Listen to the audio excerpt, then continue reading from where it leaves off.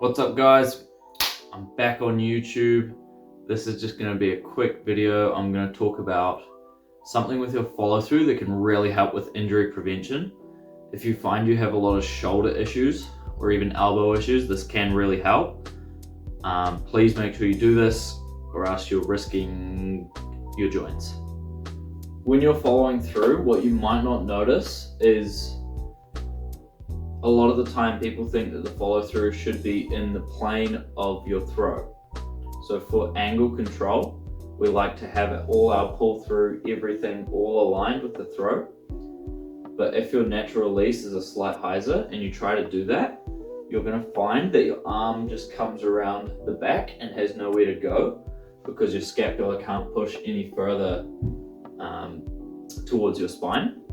So you'll find that your arm gets stuck here, and all that does is drives all the tension through your arm and shoulder because your body is essentially trying to stop that full force throw just based on muscle alone. But we want to dissipate a little bit more of that energy.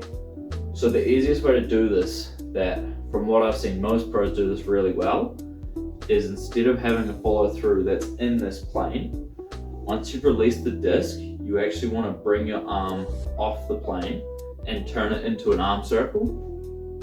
Obviously it won't look like that because you don't need to swing it around, but a lot of the time it ends up looking something like that. So you notice how my arm comes through, then once it gets to here, instead of continuing on this plane and stretching out here, I just come down and around.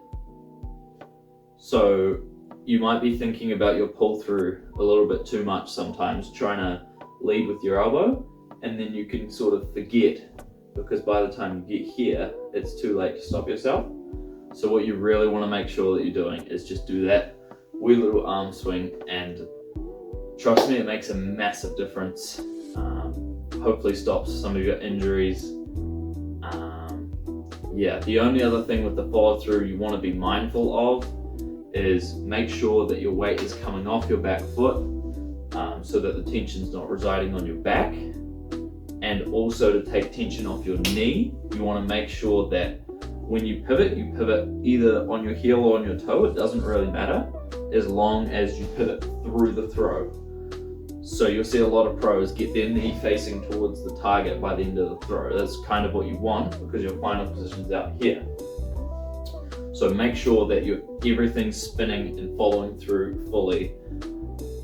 It shouldn't matter too much for slower shots, but if you start ripping drives and you're putting all the tension onto one part of your body, it's just injury, injury, injury.